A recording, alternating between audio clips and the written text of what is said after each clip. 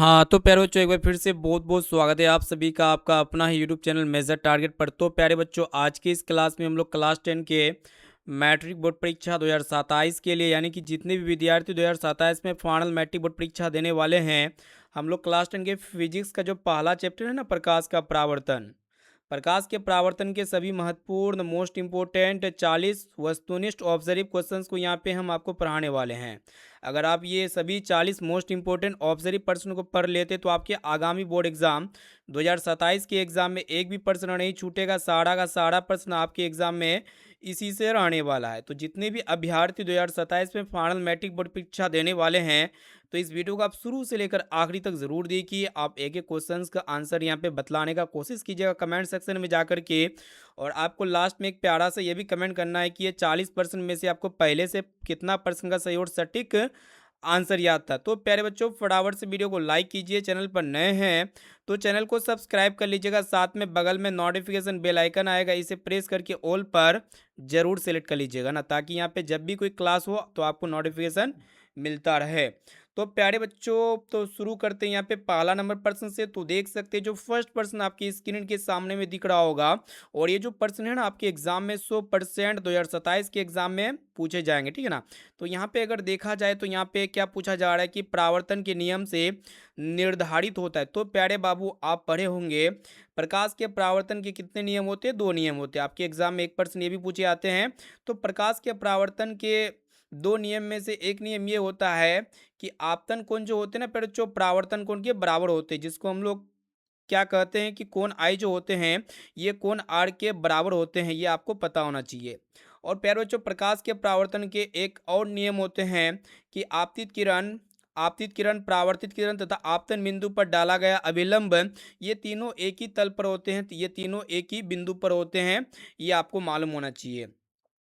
अब आइए प्यारे बच्चों देखते हैं यहाँ पे नेक्स्ट क्वेश्चन। यहाँ पे क्या पूछा गया है कि प्रकाश तरंग का उदाहरण है, काफी इंपॉर्टेंट आपके एग्जाम के लिए।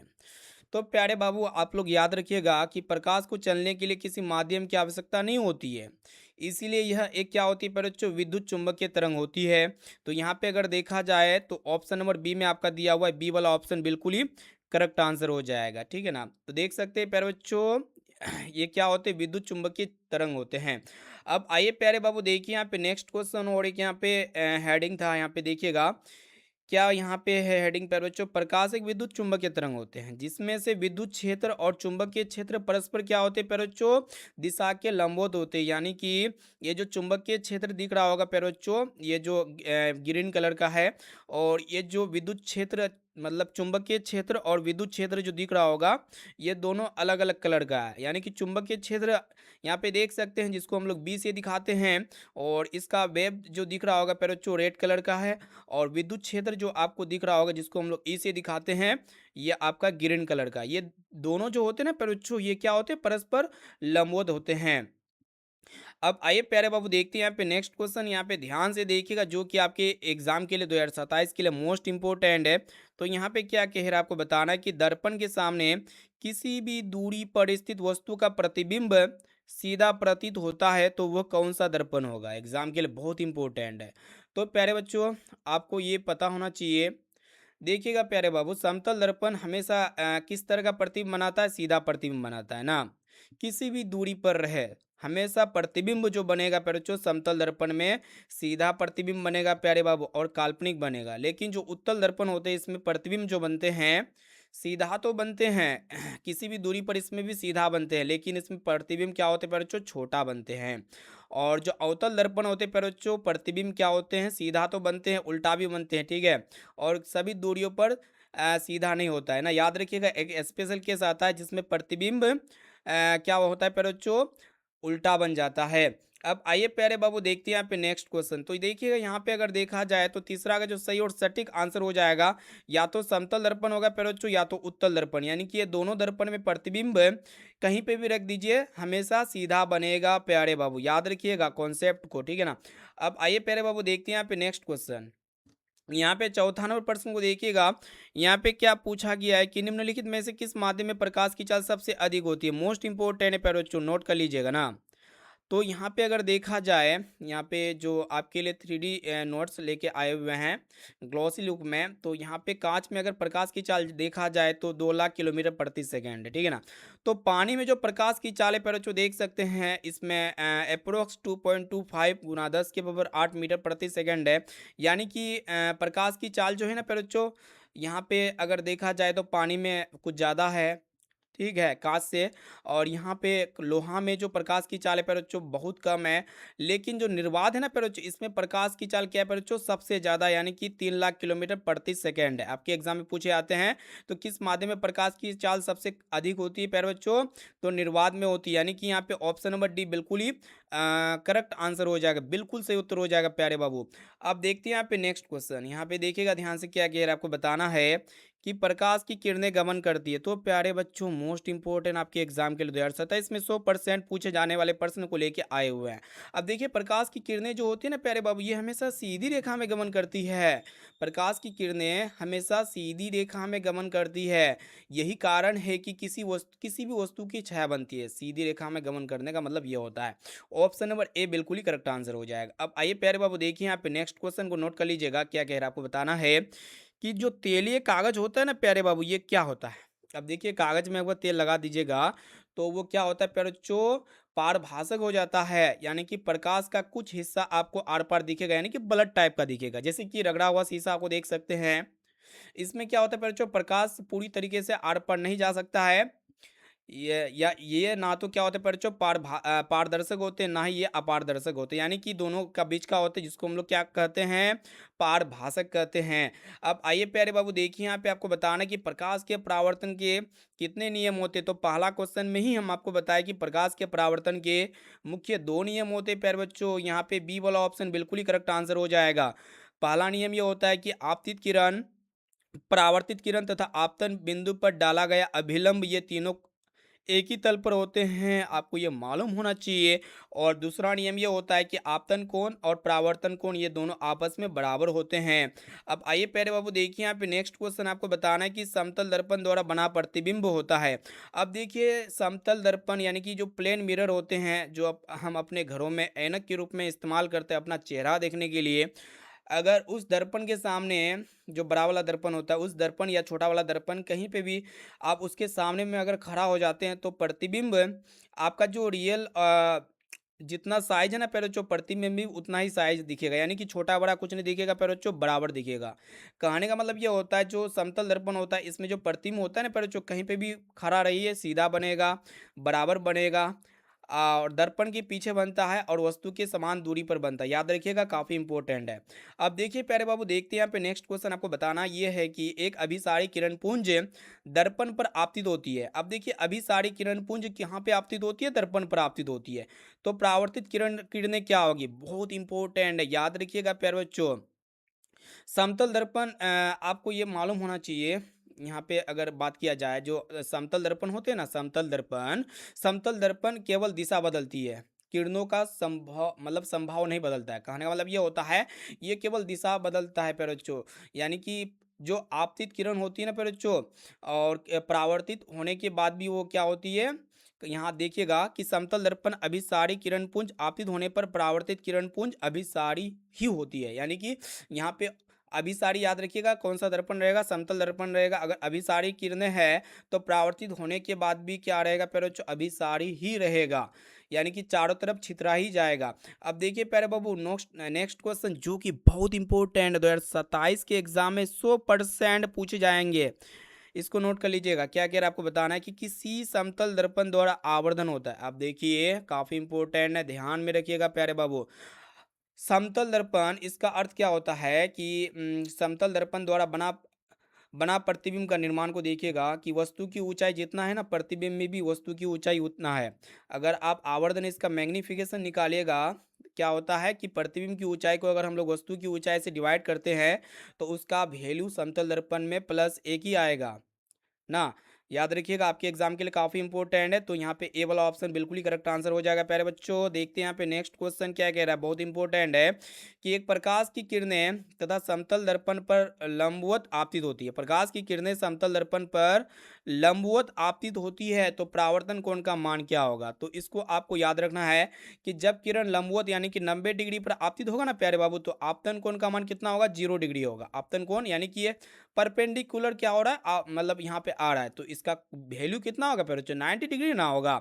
जब इसका वैल्यू 90 डिग्री है तो परावर्तन कोण भी क्या होगा प्यारे बच्चों, 90 डिग्री ही होगा। याद रखिएगा, सॉरी, परावर्तन कोण क्या होगा प्यारे बच्चों, 0 डिग्री होगा। 90 डिग्री पे दोनों हो रहा है तो इसका वैल्यू यहाँ पे हम आपको पूछ रहे हैं, तो इसका 0 और इसका 0, क्योंकि हम जानते हैं कि आपतन कोण क्या होते हैं प्यारे बच्चों, परावर्तन कोण के बराबर होते हैं। तो यहाँ पे ऑप्शन नंबर डी बिल्कुल ही करेक्ट आंसर हो जाएगा। अब देखिए प्यारे बच्चों नेक्स्ट क्वेश्चन की तरफ बढ़ चलते हैं, जो कि बहुत बहुत मोस्ट इंपॉर्टेंट है।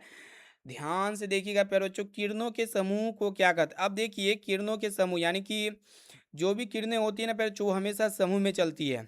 चाहे वो कोई भी सोर्स ले लीजिए, जैसे कि आपका बिम्ब हो गया, कोई भी वस्तु जैसे जो प्रकाश निकलती है, जैसे कि टॉर्च हो गया प्यारे बच्चों ना, कोई भी चीज़ लीजिए, लैंप हो गया, इलेक्ट्रिक बल्ब हो गया, उससे जो प्रकाश किरणें होती है वो हमेशा क्या होती है प्यारे बच्चों, पैरेलल होती है, एक साथ क्या होती है, चलती है।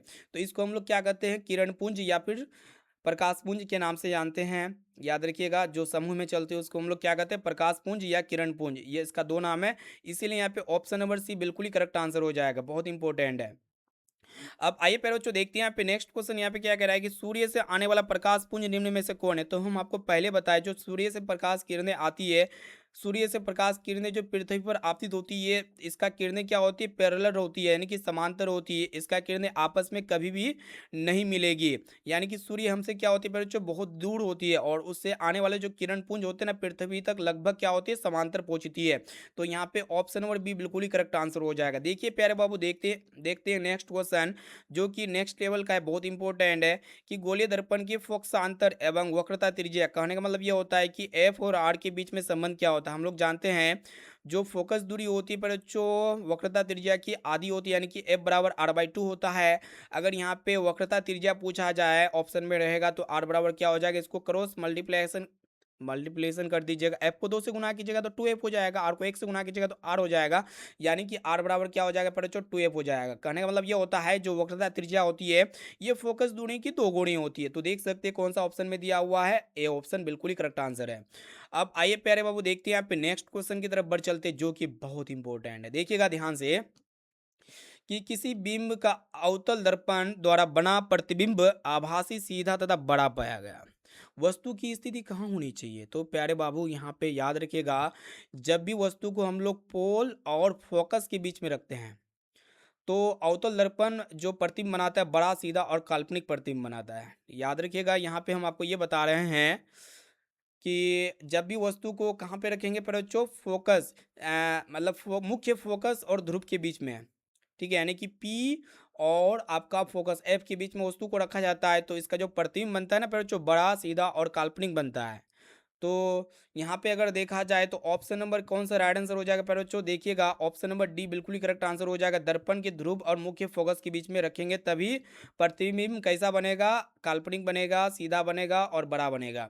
अब आइए प्यारे बाबू देखते हैं यहाँ पे नेक्स्ट क्वेश्चन, यहाँ पे क्या करा है कि काल्पनिक प्रतिबिंब होता है। अब देखिए वर्चुअल इमेज जो होता है प्यारे बच्चों कैसा होता है आपको पता होना चाहिए, काल्पनिक और सीधा होता है प्यारे बच्चों। ऑप्शन नंबर ए बिल्कुल ही सही उत्तर हो जाएगा। वास्तविक प्रतिबिंब हमेशा कैसा होता है पर जो उल्टा होता है। आपके एग्जाम के लिए बहुत इंपॉर्टेंट, इसको अच्छी तरीके से नोट कर लीजिए। जहां पे भी काल्पनिक प्रतिबिंब बनेगा वो हमेशा सीधा होगा।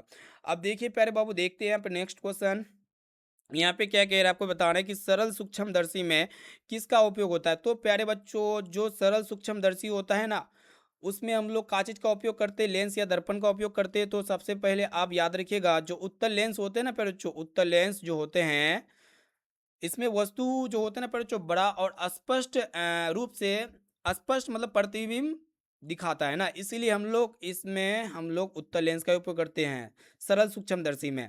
अब देखिए प्यारे बाबू, देखते हैं यहाँ पे नेक्स्ट क्वेश्चन क्या कह रहा है कि हजामत के लिए दर्पण का उपयोग करता है। अब देखिए हजामत के लिए हम लोग कौन सा दर्पण का उपयोग करते हैं, दाढ़ी बढ़ाने के लिए जब नाई का दुकान में जाते हैं, आपके सामने जो दर्पण लगा रहता है वो अवतल दर्पण लगा रहता है, क्योंकि अवतल दर्पण में जो प्रतिबिंब बनता है ना, चेहरा स्पष्ट रूप से दिखता है और बड़ा दिखता है।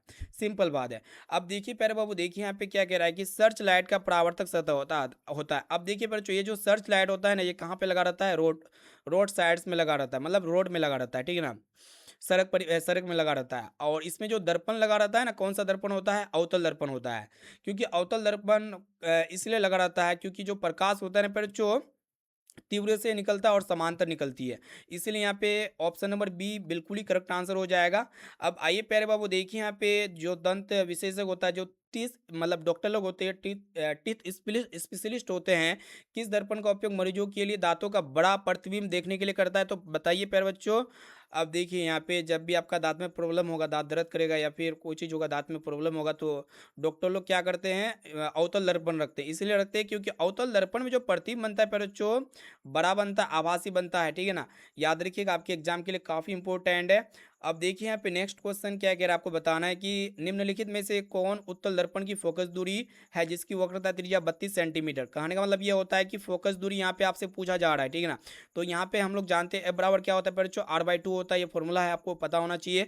अगर यहाँ पे R का वैल्यू दिया हुआ 32 सेंटीमीटर, तो फोकस दूरी वक्रता त्रिज्या की आधी होती है, यानी कि R का आधा हो जाएगा।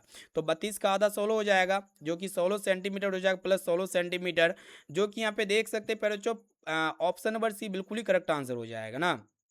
1 मिनट, यहाँ पे ऑप्शन नंबर पे सी सही उत्तर हो जाएगा।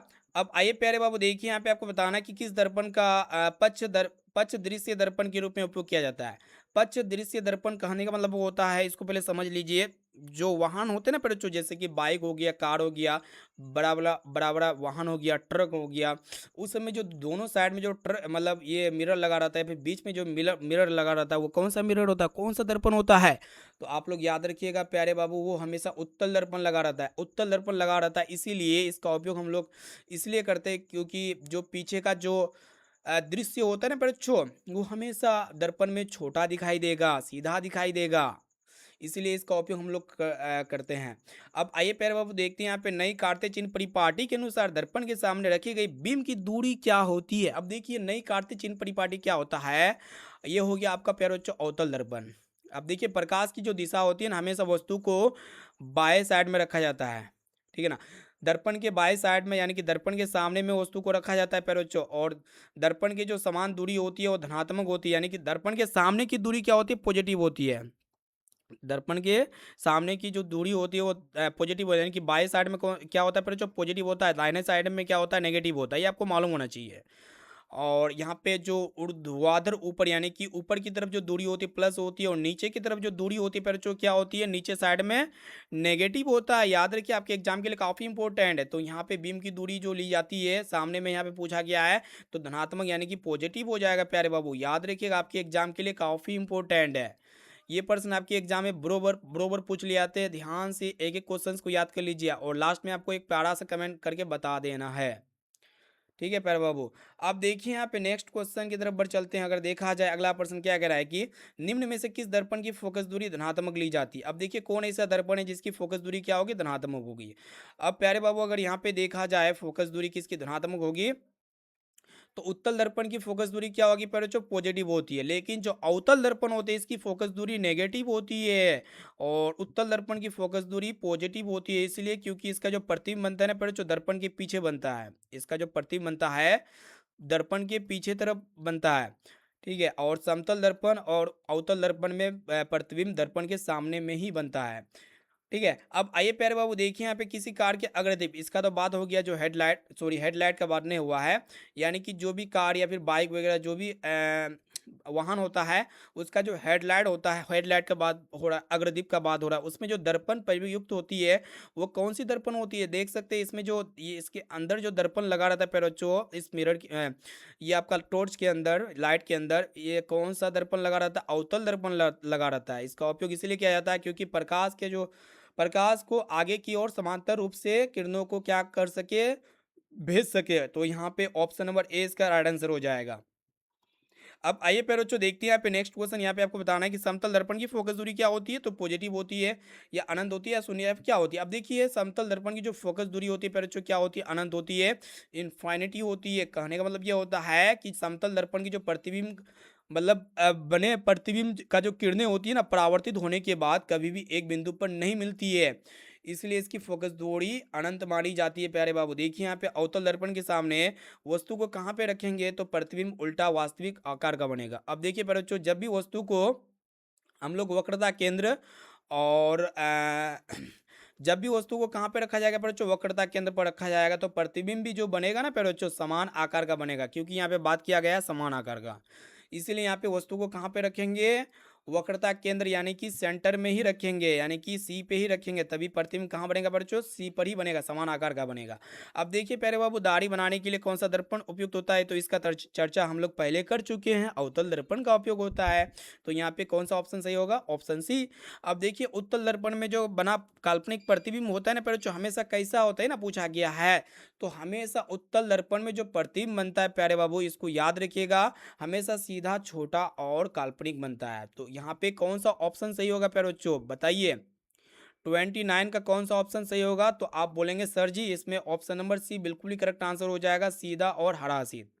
हरासित का मतलब होता है प्यारे बच्चों छोटा, ठीक है, सीधा और छोटा बनता है। अब देखिए प्यारे बाबू देखते हैं यहाँ पे नेक्स्ट क्वेश्चन, यहाँ पे क्या कह रहा है कि किस दर्पण से हमेशा वस्तु से छोटा प्रतिबिंब बनता है, तो वो कौन सा दर्पण हो सकता है प्यारे बच्चों, वो हमेशा उत्तल दर्पण हो सकता है। ऑप्शन नंबर ए बिल्कुल ही सही उत्तर हो जाएगा। देखिए यहाँ पे नेक्स्ट क्वेश्चन आपको बताना है कि अवतल दर्पण की जो फोकस दूरी होती है वो क्या होती है प्यारे बाबू, बताइए। तो आप लोग बोलेंगे सर जी अवतल दर्पण यहाँ पे बात किया जा रहा है, तो नेगेटिव ना होगा, क्योंकि इसका प्रतिबिंब दर्पण के सामने ही बनता है। अब देखिए प्यारे बाबू यहाँ पे क्या बोला गया है कि गोलीय दर्पण परावर्तक पृष्ठ की वृत्ताकार सीमा रेखा का व्यास क्या कहलाता है। अब देखिए गोलीय दर्पण के जो परावर्तक पृष्ठ होता है, इसका जो मतलब वृत्ताकार सीमा रेखा का व्यास, यानी कि दर्पण की कुल लंबाई को हम लोग क्या करते हैं, दर्पण का द्वारक ना कहते हैं। ऑप्शन नंबर डी बिल्कुल ही करेक्ट आंसर हो जाएगा। अब देखिए बहुत विद्यार्थी यहाँ पे गलत कर देते हैं कि दर्पण सूत्र क्या होगा, तो प्यारे बच्चों दर्पण सूत्र में हमेशा यहाँ पे जो होते हैं ना प्लस होते हैं, यानी कि जो 1/f होते हैं, ये एक बटा भी प्लस 1/u के क्या होते हैं, बराबर होते हैं, ठीक है ना। तो जहाँ पे f आपको मालूम होगा फोकस दूरी होते हैं, b आपका प्रतिबिंब दूरी होते हैं, और प्यारे बच्चों u क्या होते हैं, वस्तु दूरी होते हैं। आपके एग्जाम के लिए काफ़ी इंपॉर्टेंट है, और अवतल दर्पण और उत्तल दर्पण दोनों के लिए ये जो है ना प्यारे बच्चों चिन्ह परिपाटी का पालन करता है, सिंपल बात है। अब देखिए प्यारे बाबू देखते हैं यहाँ पे नेक्स्ट क्वेश्चन की गोलीय दर्पण की फोकस दूरी यहाँ पे दिया हुआ 20 सेंटीमीटर, तो गोलीय दर्पण कैसा होगा बताइए, फोकस दूरी यहाँ पे प्लस 20 सेंटीमीटर है, तो वो कौन सा दर्पण हो गया ना, पूछा गया है। अब देखिए प्लस में किसकी फोकस दूरी धनात्मक होती है, तो आप बोलेंगे सर जी किसकी फोकस दूरी धनात्मक उत्तल दर्पण की फोकस दूरी धनात्मक होती है, सिंपल बात है। तो यहाँ पे उत्तल दर्पण हो जाएगा ना। अब आइए प्यारे बाबू देखते हैं यहाँ पे नेक्स्ट क्वेश्चन क्या कह रहा है कि किस दर्पण की फोकस दूरी चिन्ह परिपाटी के अनुसार ऋणात्मक मानी जाती है, वो कौन सा दर्पण होता है प्यारे बाबू, तो आप बोलेंगे सर जी वो हमेशा कौन सा दर्पण होता है बताइए, अवतल या उत्तल या फिर बताइए इसका राइट आंसर क्या होना चाहिए प्यारे बच्चों, तो आप बोलेंगे सर जी इसका राइट आंसर हो जाएगा अवतल दर्पण, क्योंकि आप बार बार बोलते हैं कि जो अवतल दर्पण होते हैं इसकी फोकस दूरी हमेशा ऋणात्मक होती है, और उत्तल दर्पण की फोकस दूरी हमेशा क्या होती है प्यारे बच्चों, पॉजिटिव होती है, याद रखिएगा आपके एग्जाम के लिए मोस्ट इंपॉर्टेंट है। और समतल दर्पण की फोकस दूरी अनंत होती है। अब देखिए प्यारे बाबू यहाँ पे क्या पूछा गया है कि अवतल दर्पण में आवर्धित काल्पनिक प्रतिबिंब बनाने के लिए वस्तु को कहाँ पे रखेंगे, तो यहाँ पे अवतल दर्पण है प्यारे बच्चों, वस्तु को आवर्धित काल्पनिक प्रतिबिंब बनाने के लिए हम लोग कहाँ पे रखेंगे, वस्तु को फोकस और ध्रुव के बीच में रखेंगे, याद रखिएगा, तभी एक स्पेशल केस हो गया, तभी प्रतिबिंब काल्पनिक सीधा और आवर्धित बनेगा, याद रखिएगा काफ़ी इंपॉर्टेंट है। तो एफ और पी के बीच में, यानी कि फोकस और वक्रता पोल के बीच में, ध्रुव के बीच में, तो ऑप्शन नंबर ए इसका बिल्कुल ही करेक्ट आंसर हो जाएगा, सिंपल बात है। अब आइए प्यारे बाबू देखते हैं यहाँ पे नेक्स्ट क्वेश्चन, यहाँ पे आपको बताना है कि निम्न में से किस दर्पण द्वारा किसी वस्तु का आभासी प्रतिबिंब मिल सकता है, तो वो कौन सा दर्पण हो सकता है, आभासी यानी कि काल्पनिक प्रतिबिंब मिल सकता है। तो देखिए समतल दर्पण में बनेगा, उत्तल दर्पण में बनेगा, और अवतल दर्पण में भी केस ऐसा आता है जिसमें काल्पनिक प्रतिबिंब बनता, आभासी प्रतिबिंब बनता। ऑप्शन नंबर डी बिल्कुल ही सही उत्तर हो जाएगा। और प्यारे बाबू यहाँ पे फोकस दूरी 20 सेंटीमीटर दिया हुआ है, तो अवतल दर्पण की वक्रता त्रिज्या पूछा गया, तो यहाँ पे कैलकुलेशन अगर कीजिएगा तो एफ का वैल्यू दिया हुआ 20 सेंटीमीटर, तो आर निकालना, वक्रता त्रिज्या निकालना है, क्योंकि हम लोग जानते हैं वक्रता त्रिज्या फोकस दूरी की 2 गुनी होती है, तो एफ को यानी कि 20 को 2 से गुना कर देंगे तो simple 40 centimetre. Option number C बिल्कुल ही करेक्ट आंसर हो जाएगा। देखिए प्यारे बाबू, देखते हैं यहाँ पे ईएनटी जो डॉक्टर लोग होते हैं ना, यानी कि आँख, कान, नाक, गला के चिकित्सा द्वारा उपयोग में लाए जाने वाला दर्पण कौन सा होता है? तो हम आपको पहले बताए प्यारे बच्चों, जो दांतों का जो डॉक्टर होता है ना, दंत विशेषज्ञ कौन सा दर्पण का उपयोग करता है?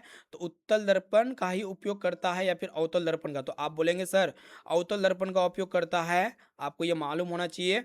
अब देखते हैं जो नेक्स्ट क्वेश्चन और लास्ट नंबर प्रश्न को देखते हैं, काफी इंपॉर्टेंट है कि उत्तल दर्पण में आवर्धन का महत्तम मान कितना होता है? तो महत्तम मान पूछा गया है प्यारे बच्चों, काफी इंपॉर्टेंट है। तो महत्तम मान एक ही होता है यहाँ पे। ऑप्शन नंबर बी बिल्कुल ही करेक्ट आंसर हो जाएगा। ठीक है, तो प्यारे बच्चों यहाँ पे काफ़ी इंपॉर्टेंट 40 मोस्ट इंपॉर्टेंट फिजिक्स के पहला चैप्टर यानी कि प्रकाश के परावर्तन के सभी महत्वपूर्ण ऑब्जेक्टिव क्वेश्चंस को पढ़ चुकी है। काफ़ी सारे प्रश्न आपके एग्जाम में 2027 में इसी से देखने को मिलेगा।